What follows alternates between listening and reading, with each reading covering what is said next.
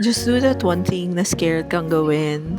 Parang ang dami kong learnings nito. Parang first, I learn how to face my fear sa immigration.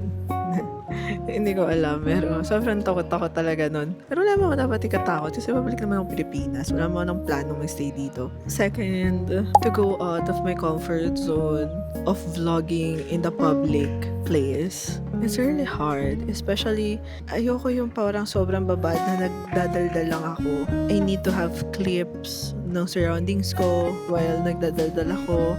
So, hindi ko alam paano ko siya gagawin. This is something na naharap ko naman, na nakakapagsalita ako, nakakapag-vlog ako in public, and I'm so proud of myself on that one. Tapos, third, just go with the flow. I'm just flowing on this trip. Yeah, I have a plan, pero it doesn't matter for me if masira yung plan or mag-pivot sa ibang plano.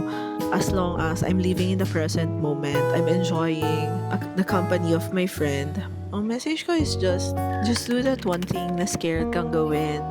Kasi kailan mo pa gagawin kapag matanda ka na ba? 'Di ba? Parang gawin mo na, girl. Sayang naman. Push mo lang ng i-push habang kaya mo pa.